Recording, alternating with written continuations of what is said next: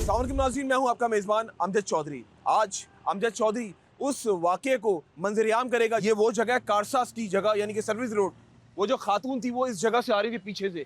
पहले उन्होंने पहली गाड़ी को हिट किया, उसके बाद 3 बाइक्स को उन्होंने हिट किया और उसके बाद आपके सामने पूरी कौम सौगवार है। आज का प्रोग्राम बड़े बोझल दिल से मैं कर रहा हूँ, क्योंकि बाप और बेटी खालिक हकीकी से जा मिली सिर्फ उस औरत की छोटी सी गफलत की वजह से। उसके साथ साथ 5 लोग और हैं, 4 जख्मी जो कि कम जख्मी थे, उनको ट्रीटमेंट करने के बाद घर रवाना कर दिए गए जिन्ना हॉस्पिटल कराची से। लेकिन एक उनमें जो साहब थे वो शदीद जख्मी हैं, अभी भी वो हॉस्पिटल में मौजूद है। आपको मैं दिखाता हूँ कि इस जगह पे जब मैं आया तो मैंने देखा कि यहाँ पे नशावर चीज़ें भी मौजूद हैं। इसका मतलब तो ये है कि यहाँ पर नशा करने के बाद गाड़ियाँ चलाई जाती हैं और यहाँ पे फिर बोतल फेंक दी जाती है।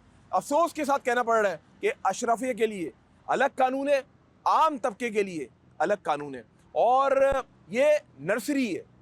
यहाँ पे देखा जाए, मैं आपको वो जगह भी दिखाऊंगा, फुटपाथ है और फुटपाथ को हिट करते हुए वो जो खातून थी उन्होंने उस गाड़ी को जो है वो वहाँ पर हिट किया और गाड़ी यहाँ पर आके कल्टी खा गई। आइए मैं आपको वो जगह भी दिखाता हूँ। आप देख सकते हैं कि गाड़ी जब कल्टी खाई तो इस जगह पे आके गाड़ी उलट गई और ये गमले वगैरह आप देख सकते हैं। और यहाँ पे वो बदकिस्मत बाइक, ये आप देख सकते हैं, वो यहाँ पे मौजूद है और उसका बाइक का जो सामने की जो फ्रंट जो लाइट है वो यहाँ पे टूट कर गिर गई। ये शायद उसी बाइक का, अगर देखा जाए, ये लाइट है जिसमें बाप और बेटी जा रहे थे। अफसोस के साथ कहना पड़ रहा है कि मैं जिस तरह मैंने पहले भी कहा कि इतने लोग जख्मी हो गए, 2 लोग दुनिया से चले गए और आज की अगर बात की जाए ना, आज उन खातून को जेल कस्टडी कर दिया गया है और उसके बाद क्या शाहना प्रोटोकॉल के साथ उनको वहाँ पर ले जाया गया। मैं सिटी कोर्ट की बात कर रहा हूँ, कोई पूछने वाला नहीं है। तो इसका मतलब तो यही हुआ कि अमीर के लिए अलग कानून है और गरीब के लिए अलग कानून है। बड़ा एक सानिया है कराची की अगर बात की जाए। और उसके साथ साथ अगर बात की जाए, कोहराम मचा हुआ है उस फैमिली के घर में जिसका बाप और बेटी इस दुनिया से रुखसत हो गए। 3 बहन भाई थे।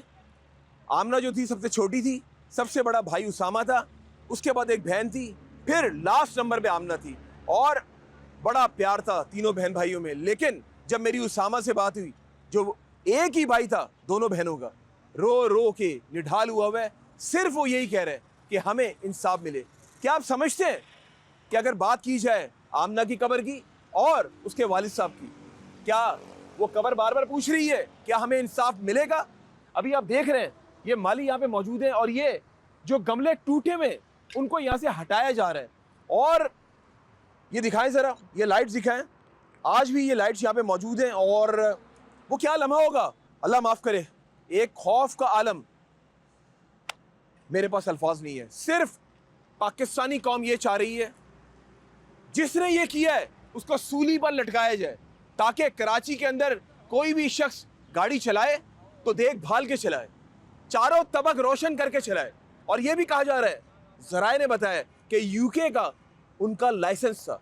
यूके के लाइसेंस पर अगर बात की जाए, एक बात आपसे शेयर करना बड़ा ज़रूरी है कि यूके के लाइसेंस पर क्या पाकिस्तान में गाड़ी चलाई जा सकती है? सवाल तो यह बनता है कि क्या आम आवाम को इंसाफ मिलेगा? क्या आमना को, उसके बाप को इंसाफ मिलेगा? अब ये सवालिया निशान है। आप लोग रहिए मेरे साथ, आज के मंजर-ए-आम की शुरुआत करते हैं। जी नाज़रीन, जिस तरह मैंने अपने इंट्रो में कहा, आज बड़े बोझल दिल के साथ मैं और मंजर-ए-आम की टीम यहाँ पे प्रोग्राम कर रहे हैं और मेरे पास तो अल्फाज ही नहीं है। वो इसलिए क्योंकि आपके सामने घर उजड़ गया, आमना चली गई, उसका बाप चला गया, पीछे वाले लोग क्या करेंगे? क्या उसको इंसाफ मिल पाएगा? क्या वो जो खातून नताशा है चली जाएंगी मुल्क से बाहर? आप यकीन करें कि इस time hot trending news social media पर पता है आपको क्या है? वो आप लोग भी जानते हैं कि वो मुल्क से उसको भगा दिया जाएगा।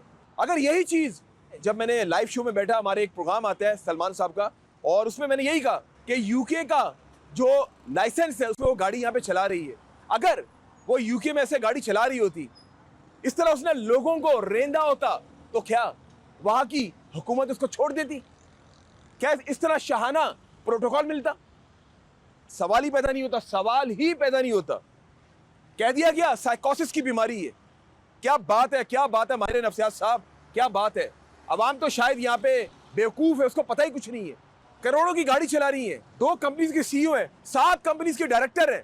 क्या बात है, ज़हनी मरीजा, वाह, मजा आ गया जनाब ये स्टोरी सुन के और देख के ज़हनी मरीजा करार दे दिया गया। अस्सलाम वालेकुम जनाब। जनाब आप यहाँ पे नर्सरी की देखभाल करते हैं और मुझे ये बताएं, जब ये वक़ुआ हुआ यहाँ पे, चाहे वक़ुआ मौजूद है, जब ये वाक़या हुआ तो आपने क्या मनाज़िर देखे? बस मनाज़िर देखें, पीछे से जो करके आई थी वो 2 मोटरसाइकिल वालों को फिट करके आई हैं। सुनने में आया कुछ गाड़ी वाड़ी, इसलिए पीछे का मनाज़िर तो हमने देखे नहीं है। मेरे यहाँ से गुजरी है गाड़ी। अच्छा। मैं यहीं बैठा हुआ था। अच्छा। हालांकि वो गार्ड जो है पीछे वाला वो भी यहाँ बैठता है, वो लड़का। अच्छा। शाम 7 बजे तक यहाँ बैठे होते हैं ये। वो इत्तेफाक से शाम में चले गया, नहीं तो वो भी क्या होता है उसके साथ। बस ये है कि गाड़ी गुजरी, पलक झपकते हुए 2 गाड़ियाँ वहाँ पे मौजूद थी। लोग जो पीछे से जिन्होंने देखा था वो भागते हुए आ रहे थे पीछे पीछे। गाड़ी वाले को 2 गाड़ी जिसको हिट की थी, गाड़ी को हिट करी है, जिस गाड़ी को हिट की है गाड़ी पलक झपकते हुए वहाँ पे, और साथ में ये सब वाइट गाड़ी भी है लेडीज़ की, वो रोड पे गिरी हुई है।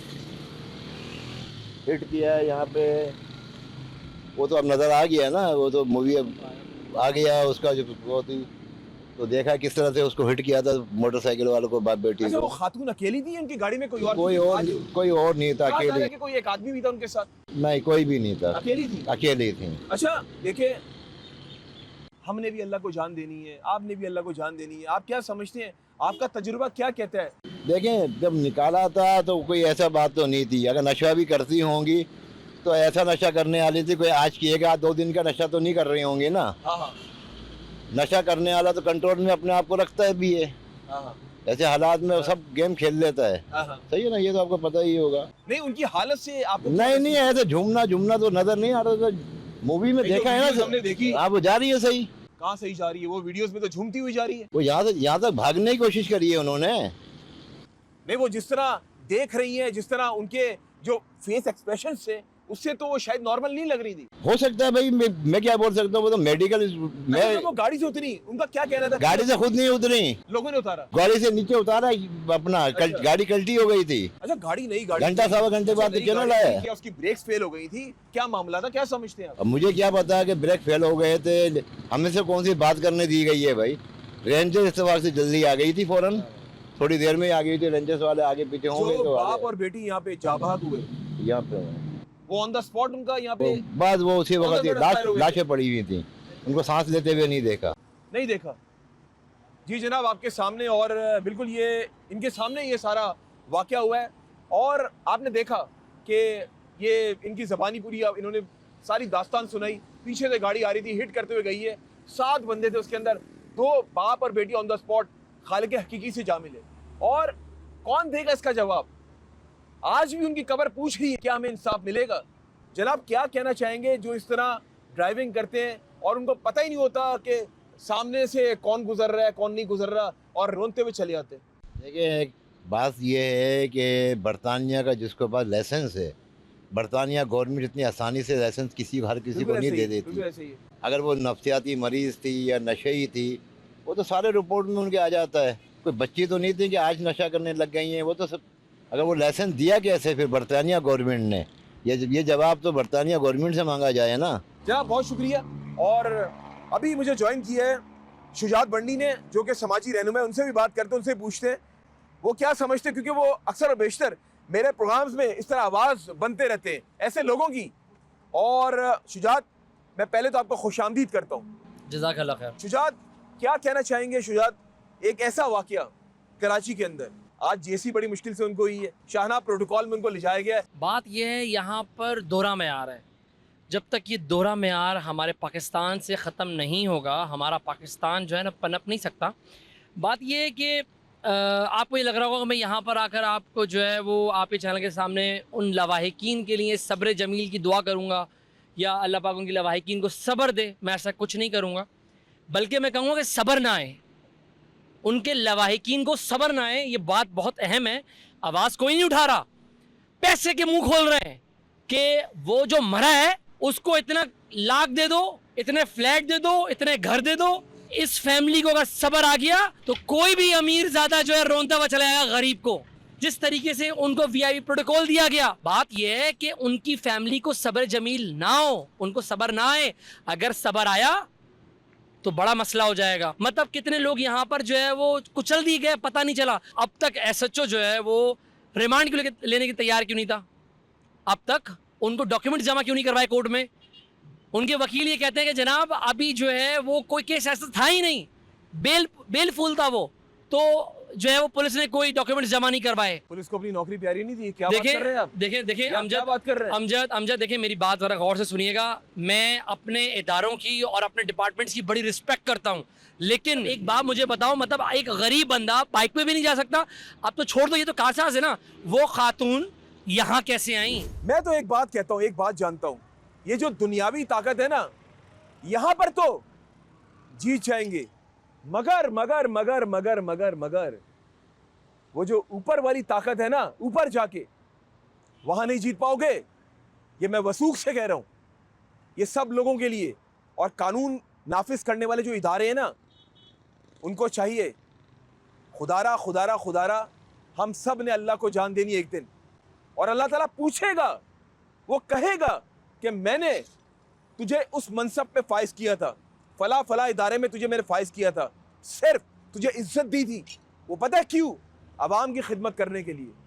तो वहां पर क्या जवाब दोगे, क्या मुंह दिखाओगे?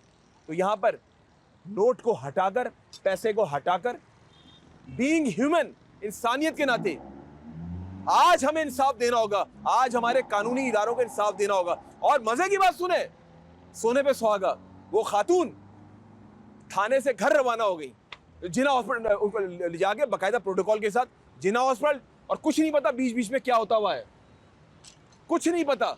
उसके बाद वो आई नहीं, उनके पास टाइम ही नहीं है भाई, उनके पास टाइम ही नहीं है। वकील कर लिया, वकील साहब सब पेशी भी कर रहे हैं, वकील साहब सब वहां पे लुक आफ्टर भी कर रहे हैं। वहां तो नामजद मुल्जिम को होना चाहिए ना। ये बात, ये आवाज पूरी दुनिया में गई है। पूरी दुनिया के लोग क्या कह रहे होंगे यार, कि पाकिस्तान में किसी को भी रोंदो और चले जाओ, बड़ी गाड़ी में घूमो, V8 में घूमो, कोई पूछने वाला नहीं है। यार ये तो ज्यादती वाली बात है। उनका तो कोई मसला नहीं है, वो गाड़ी भी इंश्योर्ड होगी, वो गाड़ी दोबारा बन जाएगी, दोबारा आ जाएगी, नहीं कोई मसला नहीं है। लेकिन लेकिन लेकिन सवाल तो ये बनता है, वो जो दो अमवात हुई हैं, आमना और उसके बाप की, पापड़ सप्लाई कर करके उसको कराची की महंगी तरीन यूनिवर्सिटी से उसको MBA करवाया। फिर आमना का ख्वाब था कि मेरा बाप इतनी मेहनत करता है, बुजुर्ग हो गई है, मैं अपने बाप का सहारा बनूं। वो एक कंपनी में एज इंटर्नी भर्ती हुई, उसको पता था मैं इंटर्नशिप कंप्लीट कर लूंगी, मेरी अच्छी तनख्वाह लग जाएगी, उसके बाद मैं अपने बाप का सहारा बनूंगी, अपने बाप को कहूंगी अब्बा घर में आराम करें। लेकिन उसको ये नहीं पता था कि एक दिन उसका अब्बा कब्र में आराम कर रहा होगा। ये एक सवालिया निशान है। और मजीद जो जो हमारे पास कंटेंट है, शवाहिद हैं, वो आपसे शेयर करते रहेंगे। आज का मंजर-ए-आम देखना ना भूलिएगा। आज बहुत कुछ आपको इस हवाले से साने के बारे में देखने को मिलेगा। आप लोग रहिए हमारे साथ, अभी मैं थाने जा रहा हूँ, वहां से आप लोगों को ज्वाइन करूंगा। मंजर-ए-आम जारी।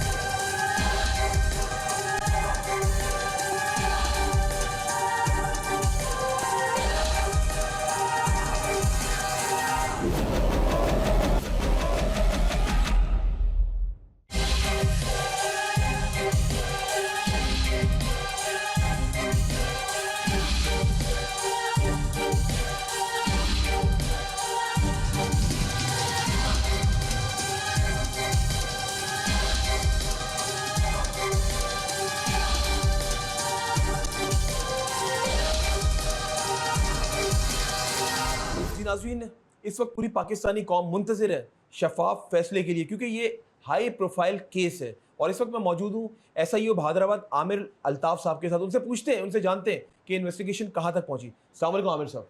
वालेकुम सलाम। अच्छा, इसमें यह है कि इन्वेस्टिगेशन तो अभी ऑन गोइंग है, चल रही है। और आज जो मुलजिमा है उसको अदालत ने जेल कस्टडी कर दी है, तो उसको हमने जेल में ट्रांसफ़र कर दिया है। और बाकी इन्वेस्टिगेशन चल रही है और इंशाल्लाह ताला मेरिट पे इन्वेस्टिगेशन होगी और बिल्कुल जो है वो शफाफ इन्वेस्टिगेशन होगी। अच्छा, जो आवाम है, पाकिस्तानी आवाम गुस्से से भरी हुई है, तो वो सुकून का सांस ले लें कि बिल्कुल शफाफ फैसला होगा? बिल्कुल इंशाल्लाह ताला शफाफ फैसला होगा और मेरिट पे इन्वेस्टिगेशन होगी। चले जी, बिल्कुल जिस तरह आपने देखा, क्योंकि आला हुकाम की तरफ से, आला ऑफिसर्स की तरफ से इनको कहा गया है कि अभी इन्वेस्टिगेशन चल रही है, तो ज़ाहिर है केस जब चल रहा होता है तो उसकी इन्वेस्टिगेशन, कुछ चीज़ें जो है वो सीक्रेसी में होती हैं और उसको अभी ये बता नहीं सकते, और वो जैसे जैसे होगा वैसे वैसे हमारा चैनल भी आप लोगों को बताता रहेगा। आप लोग रहिए मेरे साथ, मंजर आम जारी है।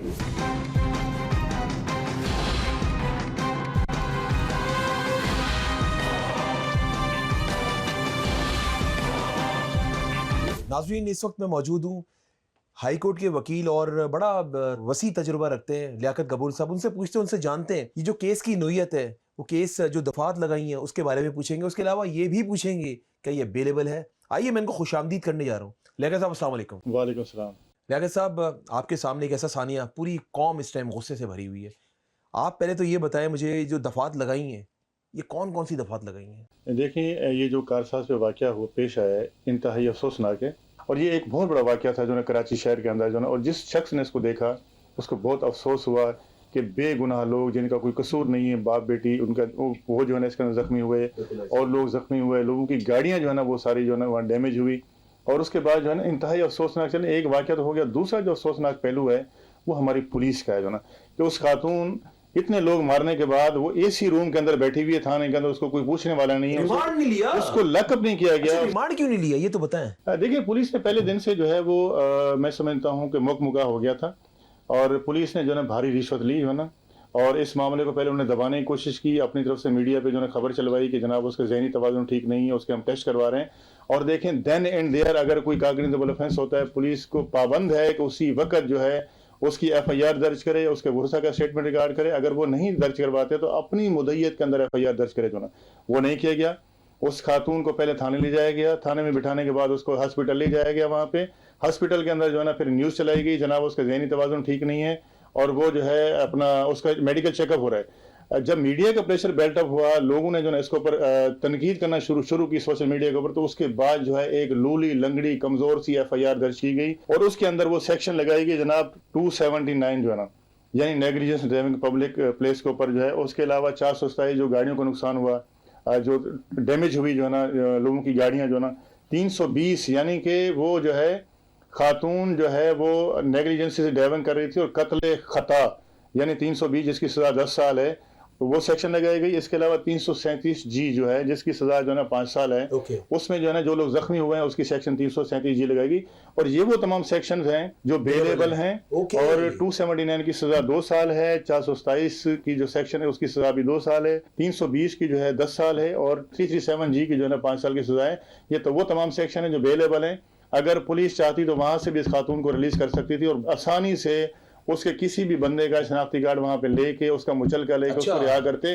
उनके पास पावर थी पुलिस के पास, लेकिन वो इसलिए नहीं किया गया क्योंकि मीडिया का प्रेशर था, पब्लिक का प्रेशर था, तो सोशल मीडिया का प्रेशर था, तो उन्होंने जो है उसको बजाय थाने में रखने के उसको हॉस्पिटल में एडमिट कराया गया। हॉस्पिटल में एडमिट कराया गया, ज़हनी मरीज है जो। उसके बाद जो है यहाँ पुलिस ने अपनी रिपोर्ट सबमिट की कि जनाब वो ज़ेरे इलाज है, यहाँ नहीं आ सकती, पेश नहीं हो सकती, क्योंकि उस दिन छुट्टी का दिन था जो है ना, शाह अब्दुल लतीफ भिड़ाई की जो है ना वो छुट्टी थी। तो वहाँ पे जो है हमारे जो साथी बुकला हमारे बहुत ही प्यारे दोस्त हैं आमिर मंसूर साहब, वहाँ पे पेश हुए। उन्होंने कहा जी आज छुट्टी का दिन है और इसकी 68 लाख रुपए जो है उसकी दय्यत बनती है और वो हम अदालत को जो है सेटिस्फाई करने के लिए रखवाने के लिए तैयार हैं। बड़े अफसोस की बात है कि भाई आप जो है इसके अंदर 2 इवन के 4 लोगों की जान गई है, कई लोग जख्मी हुए हैं और वो पैसा रखवा के जो है उसको जमानत दिलवाना चाह रहे हैं। अच्छा, उसके बाद क्या होता है कि जनाब चलें, वकील की तो एक ये जिम्मेदारी है, ड्यूटी है जो ना। उसके बाद ये होता है कि आज जो है उस लेडी को वहां से पेश किया गया और उसको जुडिशियल कस्टडी पेश किया। जरा मैं आपकी ज़बानी सुनना चाह रहा हूँ।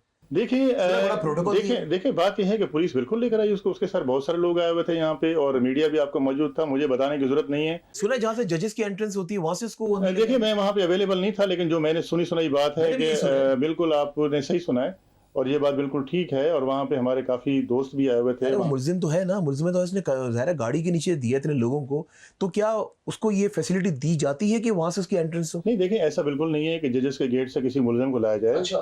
बाकायदा मुल्जिम पुलिस की कस्टडी में आता है और उसके साथ तफ्तीशी अफसर केस का मौजूद होता है और उसको अदालत के सामने से जो है ना जो मतलब जो ताकतवर है वो उस एंट्रेंस से आता है। अब देखिए उसके वाटेवर क्या रीजन थे, क्या कोई पब्लिक वहाँ मौजूद थी, क्या उसको जो है ना कोई खतरा था कि उसके ऊपर कोई अटैक हो सकता है, उस पर कोई हमला हो सकता है, या पुलिस उसको प्रोटेक्शन के लिए जो है ना वो हो सकता है कि बैक दरवाजे से लेकर आए होंगे, कोई ऐसा उसको जो है नुकसान ना अच्छा पहुंच लियाकत सके। साहब ये बताएं दफात कौन से लगने चाहिए थे आपकी नॉलेज के मुताबिक? देखिए मेरे हिसाब से जो सेक्शन 320 लगी है वो 320 नहीं लगती, सेक्शन 322 लगती है, क्योंकि उस खातून के पास लाइसेंस नहीं है। क्या पाकिस्तानी लाइसेंस बाहर मुल्क में चल सकता है, या बाहर मुल्क का लाइसेंस जो है ना क्या पाकिस्तान में चल सकता है? नहीं चल सकता है जो है। इसीलिए अगर मैं पाकिस्तान से बाहर जाऊंगा तो मुझे वहाँ का लाइसेंस लेना पड़ेगा। अच्छा मैं आपसे ये पूछना चाह रहा हूँ ताकि मेरी भी नॉलेज में इजाफा होगा। कहते हैं कि जो यूके का जो लाइसेंस है वो पाकिस्तान के अंदर 6 महीने तक वैलिड रहता है, और अगर वो 6 महीने तक मुस्तकिल यहाँ पे रही है ना वो वैलिड है, 6 महीने बाद फिर पाकिस्तानी उसको लेना पड़ता है लाइसेंस। क्या ये सही है? अब जो इन्वेस्टिगेशन चल रही है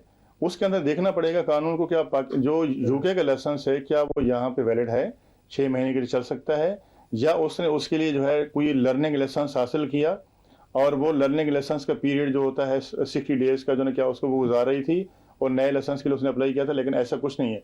तो मेरे हिसाब से जो सेक्शन 322 है कत्ल बिल सबब जो है वो लगनी चाहिए थी, जो नॉट अवेलेबल है। ओके। और इस खातून को जो है वो जैसे जुडिशल कस्टडी किया गया है, ये तो तमाम बेलेबल सेक्शन और कोर्ट इसकी जो है बेल भी ग्रांट कर लेगी फॉर वांट ऑफ श्योरिटी। ये तो बहुत बड़ा जुर्म हो गया ना फिर एक और। अगर लाइसेंस एक मिसाल है, अगर चलो वो भी यहाँ पे वैलिड नहीं है, पाकिस्तानी भी नहीं है, फिर तो मामला ही खत्म हो गए ना, फिर तो केस का रुख ही कहीं और जा रहे हैं। देखिए ये तो पुलिस का काम है ना कि उसका अंदर सेक्शन लगाया जो ना। अब अदालत तो उस वक्त देखेगी जब उसके बाद इन्वेस्टिगेशन कंप्लीट हो गया। पुलिस कहती है हमें हाई कमांड ने मना किया हुआ है, अभी तफसीलन बात नहीं की उन्होंने हमसे, कहा कि हाई कमांड से हमें मना है। क्यों?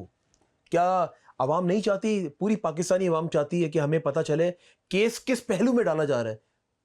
देखिए पहले दिन से आपने अंदाजा लगा लिया कि इस केस के ऊपर जो है पुलिस के ऊपर भी प्रेशर है, उसके वर्षा के ऊपर प्रेशर है, और पुलिस को भी इंडिपेंडेंटली काम नहीं करने दिया जा रहा है जो है ना। और अगर पुलिस चाहती तो इसके अंदर देखें, अगर इनकी जगह पे कोई गरीब आदमी होता तो इतनी सेक्शन लगाते ये जो है ना कि उसके अंदर ये इतनी बड़ा वो करते। देखें पुलिस की तरफ से आपको सिर्फ एक स्टेटमेंट आई है कि जनाब जो है ना वो उसका ज़हनी तवाज़ुन ठीक नहीं। मुझे ये बताएं विक्ट्री का निशान ये खातून बनाएगी या आम आवाम? इस केस को जो है खराब करने के लिए पुलिस अपनी पूरी कोशिश कर रही है, या तो मतलब चांसेस है विक्ट्री का निशान वो खातून बनाएंगे? डेफिनेटली मुझे लगता है कि इस फैमिली को इंसाफ नहीं मिल सकेगा, क्योंकि पूरा सिस्टम उनके साथ जो है उसकी सपोर्ट कर रहा है, उस खातून को उसको बचाने की कोशिश कर रहा है। और इसके अलावा जो है ना अभी से जो है ना कोशिशें की जा रही हैं, मुकदमा ताखीर से दर्ज करना, एविडेंस का जो है ना ज़ाय करना, वहाँ पे जो है ना शहादतें इकट्ठी नहीं करना, और इस केस के अंदर जो है ना इन्वेस्टिगेशन कंप्लीट होने से पहले मुलज़िमा को जो है ना फ़ायदा पहुँचाना। इससे ये ज़ाहिर होता है कि मुलज़िमा ही विक्ट्री बनाएगी और आवाम जो है वो हमेशा जो है ना वो पब्लिक शिकस्त खाएगी जो है ना। हाँ, इसमें जो है ना मैं चीफ जस्टिस साहब से अपील करूँगा वो इसके ऊपर नोटिस करें, और मैं चीफ जस्टिस सुप्रीम कोर्ट से जो है ना अपील करूँगा कि ये एक बहुत बड़ा सानिया है। जिस तरह आपने शाहरुख जतोई वाले मैटर पे जो है ना आपने 100 मोटो लिया था और उनको उस फैमिली को इंसाफ दिलाया था, इसी तरह जो है ना आपको इस केस के अंदर भी 100 मोटो लेना पड़ेगा और आपको जो है इस फैमिली को इंसाफ दिलाना पड़ेगा और इनकी हमें मदद करनी पड़ेगी। और हम ये कहते हैं कि मेरिट पे इन्वेस्टिगेशन हो, जो कसूरवार है उसको सज़ा मिले, और जो इसमें विक्टिम है जो ना उसको इंसाफ मिलेगा। अच्छा अभी ये रिपोर्ट आई है जो वहाँ के जो माहिर नफ्सियात है जिनाह हॉस्पिटल कराची ने, सुनने में आया कि पहले जो रिपोर्ट बनाई वो कुछ और थी, अब जो बनाई जो आज इशू की वो कुछ और है। क्या ऐसा है? आपके सामने जो है ना वो एक शर्जील मेमन साहब वाला केस बड़ा मशहूर है कि किस तरह जो है वो शाहिद और दूसरी जो है जो थी उसके सामने, तो ये कुछ भी कर सकते हैं भाई, डॉक्टर जो है ना तो इनके हाथ में है, तो कोई भी रिपोर्ट बना सकते हैं। चलिए लियाकत साहब बहुत बहुत शुक्रिया वक्त देने के लिए। जी नाज़रीन बिल्कुल, और बात ही खत्म कर दी लियाकत साहब ने जो एग्जांपल दी है। अब देखना ये है विक्ट्री का निशान कौन बनाते हैं।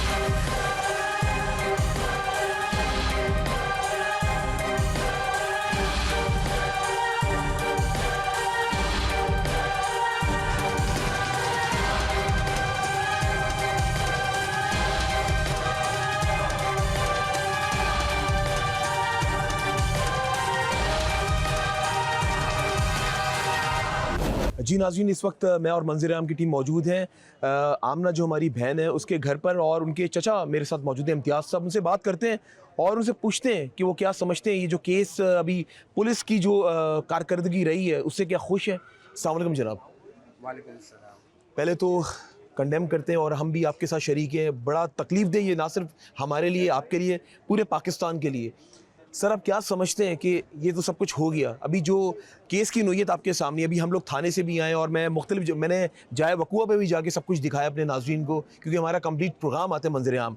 जब मैं पुलिस के पास गया तो पुलिस ने साफ मना कर दिया, हम बयान नहीं देंगे। फिर मैंने हाई कमांड को फ़ोन किया तो शायद जाके उसके बाद जो SIO साहब है उन्होंने थोड़ा बहुत बयान दे दिया। मुझे समझ में नहीं ये आ रहा कि हाई कमांड ने क्यों मना किया है। मुझे समझ में ये नहीं आ रहा कि अगर यही गरीब के साथ होता, अगर गरीब रिक्शा ड्राइवर गाड़ी चढ़ाता, क्या वो बच जाता? उसको तो वही नोच देते। ऐसा ही है ना? तो लेकिन ये अमीरजादी थी, पुलिस बिल्कुल भी हमारे साथ भी कॉपरेट नहीं किया। मैं आपको सच बात बता रहा हूँ, ऑन कैमरा ये बात बता रहा हूँ कि SIO साहब ने कोई खास बात हमसे नहीं की है। 1-1.5 घंटे के बाद हम SSP इन्वेस्टिगेशन को फ़ोन कर रहे हैं, फिर मैंने पुलिस चीफ कराची को फ़ोन किया, उन्होंने अपने PS से मेरी बात करवाई।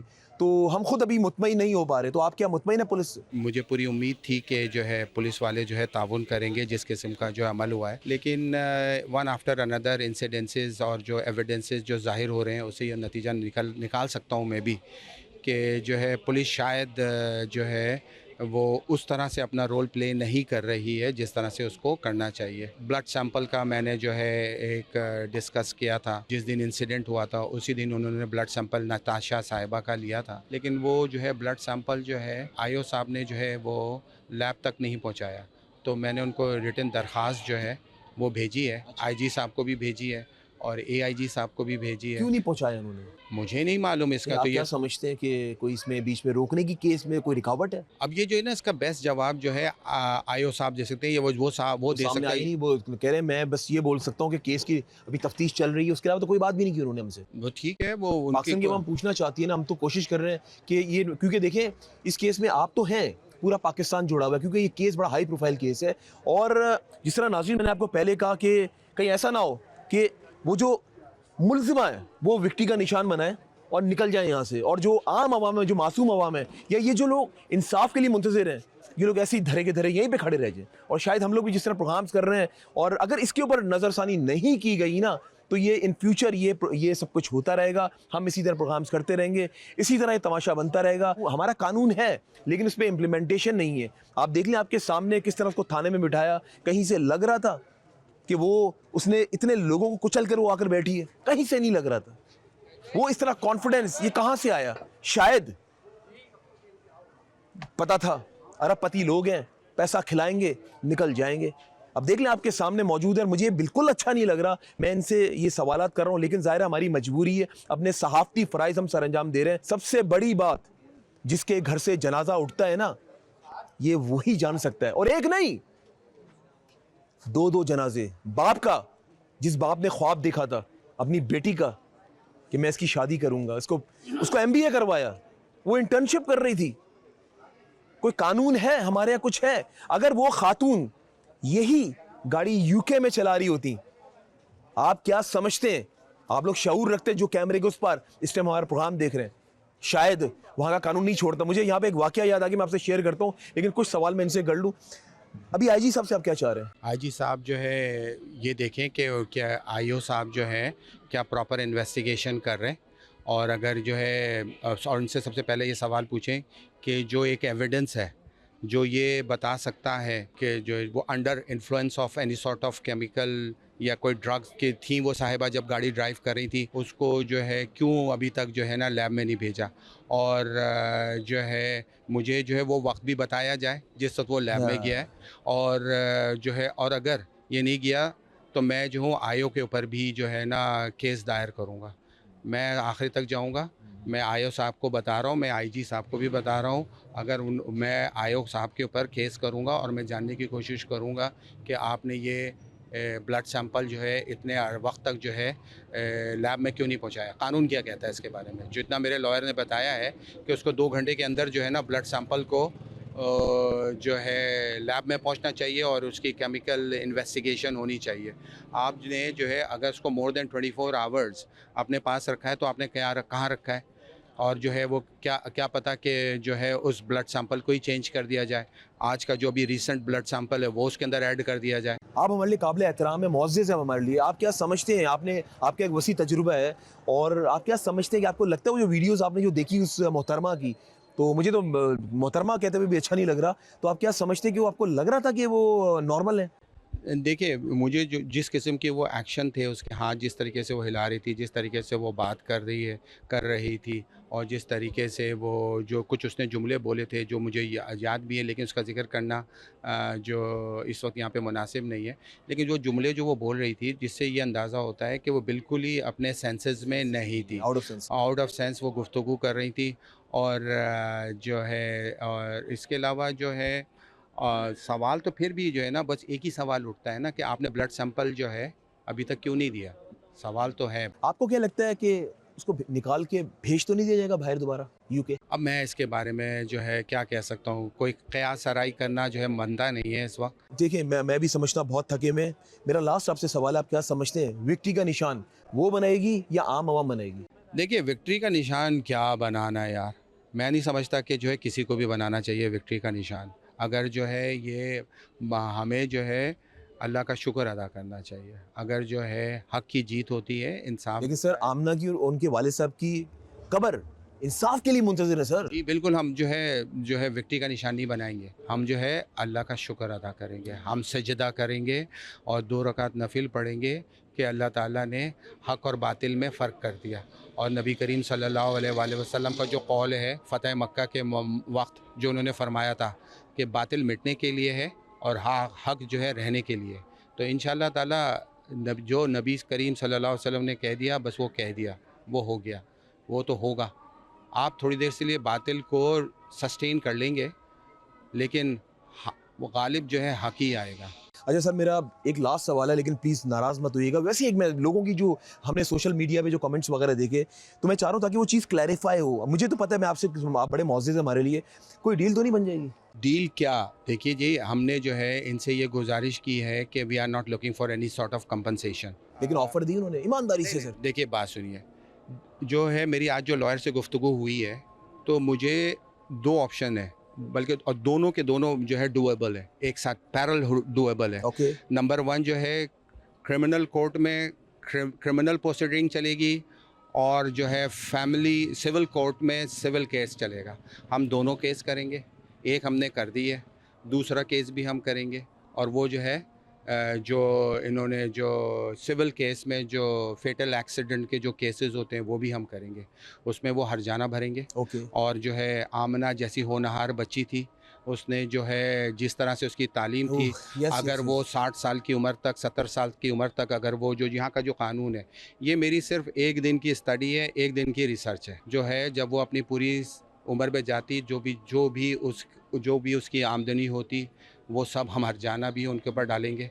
तो ये जो है ये मुकमुका नहीं होगा, वो अलग केस है, ये अलग कोई केस है। मुकमकाऊ नहीं होगा, बेशक वो अरबपति लोग हैं, कुछ भी कह दें आपको। देखिए, सीधी सी बात है, हमारी ताकत जितनी है, हम उस चीज़ के ज़िम्मेदार हैं जितनी हमारी ताकत है। जो हमारी सकत है, हम वहाँ तक जाएं। और हम पूरी उम्मीद है रियासत के साथ कि जो है वो हमें, और ये रियासत की जिम्मेदारी आपको इंसाफ फराहम करना सर। बिल्कुल बिल्कुल बिल्कुल। चलें मैं इम्तियाज़ साहब, बहुत बहुत शुक्रिया। बस आप इस तरह डटे रहिएगा, पूरा पाकिस्तान, पूरी पाकिस्तानी कौम आपके साथ खड़ी है। हम भी आपके, जहाँ चैनल 5 की ज़रूरत पड़े, मंज़र-ए-आम टीम की ज़रूरत पड़े, हम आपके साथ खड़े हुए sir. Thank you so much. और अल्लाह ताला आपको सब्र दे, पूरी फैमिली को, ये सबसे बड़ी बात है सर। जी।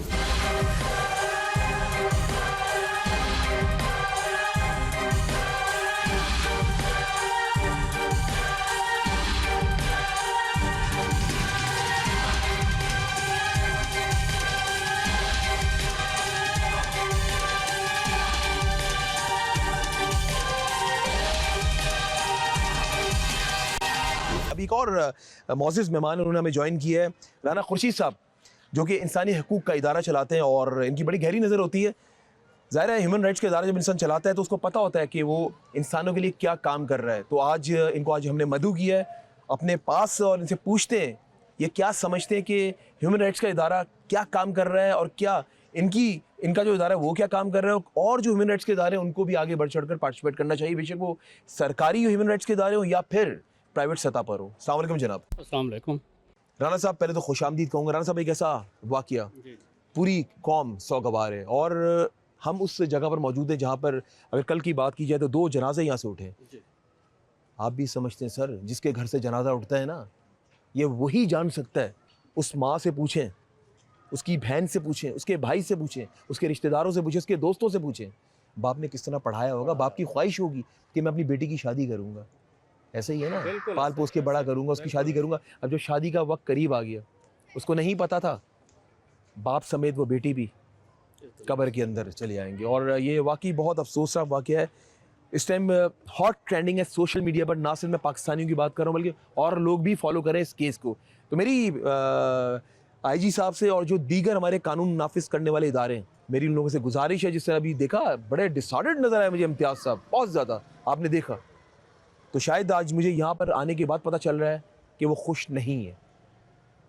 क्या कहना चाहेंगे? जो हमारी बच्ची आमना को और उनके वालिद को कल एक नवाबजादी ने चूंटियों की तरह से मसल डाला और काफ़ी लोगों को जो है ना ज़ख्मी किया, और आज वो दोनों माँ बाप बेटी इस दुनिया में नहीं हैं। और मैं उनके चाचा इम्तियाज़ साहब के पास आया हूँ ताज़ियत के लिए, और कुछ मीडिया के दोस्त भी आए हुए थे। तो मैं भी अपने इदारे की तरफ से वाज़ेह पैगाम देना चाहता हूँ इंतज़ामिया को कि इस केस में जो है ना वो किसी भी किस्म की रियायत ना बरती जाए, और ये दौलत के पुजारी ना बने, अपनी आखिरत को संवारें और इनको इंसाफ दिलाने में भरपूर किरदार अदा करें अपना। वरना ये मामला जो है ना, जिस तरह से ये सैंपल चेंज हो रहे हैं और उसको पागलपन का करार दिया जा रहा है, ये सब बाजियाँ जो है ना ये नहीं चलेंगी। मेरा इदारा मुकम्मल तौर पर जो है ना इनके साथ है। मेरे लॉयर की ज़रूरत है तो मैं अपने लॉयर भी दूँगा, और इंशाल्लाह अपने ह्यूमन राइट के प्लेटफॉर्म से इसकी आवाज़ भी उठाएँगे। और IG साहब से, DIG साहब से, इन्वेस्टिगेशन ऑफिसर साहब से गुजारिश है कि इनको आपने भी मरना है, हमने भी मरना है, खुदा के यहाँ हाज़िरी भी होनी है, तो एक एक बात का सवाल का जवाब देना पड़ेगा। अगर आपने यहाँ कोई कोताही की, इनके हक़ पे डाका डालने की कोशिश की, इनके कानून को जो है ना आपने दौलत के रेल पेल में जो है ना देखा, तो वह आपका अल्लाह के यहाँ मुजरिम ठहरेंगे। ये दुनिया का कानून है। कितनी तकलीफ है आपको? कितनी तकलीफ की बात, बहुत ज़्यादा तकलीफ है, बहुत ज़्यादा तकलीफ है। एक पढ़ी लिखी एजुकेटेड बच्ची को जो है ना अपने बाप के साथ जाते हुए उस अंधी और नवाबजादी ने, दौलत की जो पुजारी थी, कि किस नशे में थी, किस उसमें थी। अगर पुलिस ने इसमें ज़रा भी कोताही की तो हम सब, हमारा इदारा इनके साथ होगा इंशाल्लाह, और हम भरपूर जो है ना इसका एहतजाज करेंगे। बेहतर है कि इनका जो है ना पॉलीग्राफिक टेस्ट भी करवाया जाए। उनका सामने कह रहे सैंपल का जो टाइम दिया गया, सैंपल क्या, सैंपल तो खत्म हो जाएगा, वो पहुंचाया नहीं गया वहां तक सर, नहीं गया। तो यही मेरा मुतालबा है कि इनसे अगर ये मुतमईन यहाँ के लेबॉर्टरियों से नहीं है तो इसका जो है ना पूरा पॉलीग्राफिक। आपका ज़हन क्या कहते हैं, क्यों नहीं पहुंचाएंगे? देखें, दौलत और इंसाफ ये बीच में मुकाबले पे है। अगर इस दौलत का तमाचा इंसाफ के मुंह पे पड़ेगा तो हम और आप सबको नजर आएगा। IG साहब इस मामले को जो है ना अपनी औलाद समझ के, इस बच्ची को अपनी बेटी समझ के इनको इंसाफ दिलाएं, और किसी भी किस्म की इसमें कोताही ना बरते। खुदा के यहाँ आपको भी जाना है और हम सब ने जाना है, अल्लाह के यहाँ हाजिरी होनी है। चले जनाब, बहुत शुक्रिया जी। ये थे मेरे साथ ह्यूमन राइट्स इदारे के राना खुर्शीद साहब। इनके जज्बात आपने सुने, इनके एहसासात आपने सुने। जी नाज़रीन, ये था आज का मंजर-ए-आम। आज मंजर-ए-आम हमने आपको दिखाया, जाए वक़ूआ पे गए, हमने दिखाई वो जगह, और किस तरह उस खातून ने, रईसज़ादी ने कुचलते हुए चली गई लोगों को, कोई पूछने वाला नहीं है। हम थाने गए, आपने वो निज़ाम भी देखा, हाई कमांड से परमिशन लें, उससे बड़ी कोई हाई कमांड तो नहीं है ना। लेकिन हमने फिर भी कोशिश करके SIO से जो पूछ सकते थे थोड़ा बहुत हमने पूछा। इवन मैंने पुलिस चीफ कराची को भी फ़ोन किया, फिर उनके PS ने मुझे कॉल की और मुझे कहा कि वो मीटिंग में। लेकिन एनीवेज हम तो मुंतज़िर हैं कि आमना को, उसके बाप को इंसाफ मिले, और उसके साथ साथ अगर इस केस का कोई हल नहीं निकला, अगर उस मुल्जिमा को भेज दिया गया, तो शायद पाकिस्तानी अवाम का भरोसा ख़त्म हो जाएगा अपने इदारों के ऊपर से। मैं उम्मीद करता हूँ, मैं दरख्वास्त करता हूँ, मैं रिक्वेस्ट करता हूँ चीफ जस्टिस ऑफ पाकिस्तान से, वज़ीर आज़म पाकिस्तान से, सदर पाकिस्तान से, कि आप लोग भी बच्चों वाले हैं। सिर्फ ये सोचें आंखें बंद करके कि आमना आपकी बेटी थी, आमना का बाप आपका भाई था। वो तड़प सोचें, वो महसूस करें, तो शायद आपके जज्बात निकल कर आएंगे। शायद, क्योंकि अल्लाह ताला ने आपको जो मनसब दिया है, मैं तमाम कानून नाफिज करने वाले इदारों से बात कर रहा हूँ, अल्लाह ने जो आपको मनसब दिया है, एक दिन अल्लाह पूछेगा, मैंने तुझे मनसब दिया था, तूने क्या हक का साथ दिया या बातिल का साथ दिया? आपके सामने ऐसा ना हो कि एक दिन वो मुल्जिमा रईसज़ादी ये विक्टी का निशान बनाए, यहां से फरार हो जाए, और जो आवाम है वो सिर्फ देखती रह जाए। अब तो मुकाबला है अशरफी का, मैं अशरफिया की बात कर रहा हूं, या फिर आम आवाम का। अब देखना ये है, अशरफिया जीतते हैं या फिर आम आवाम, क्योंकि पूरी पाकिस्तानी कौम सिर्फ मुंतज़िर है हमें इंसाफ मिले। हर बंदा आमना को अपनी बहन, अपनी बेटी समझता हुआ इस केस में कूद रहा है। उम्मीद करते हैं इंशाअल्लाह ताला हमारे इदारे बिल्कुल हक और सच का साथ देंगे। ये विक्ट्री का निशान आम आवाम बनाएगी, ना कि वो मुल्ज़मा बनाएगी और यहाँ से फरार हो जाएगी। इसी के साथ अपने मेज़बान अमजद चौधरी और मेरी टीम को इजाज़त दें, और जब भी दुआ के लिए याद उठाएं, मुझे, मंज़िर आम की पूरी टीम को और अपने प्यारे वतन पाकिस्तान को अपनी दुआ में ज़रूर याद रखिएगा। अल्लाह हाफ़िज़ नासिर। पाकिस्तान जिंदाबाद।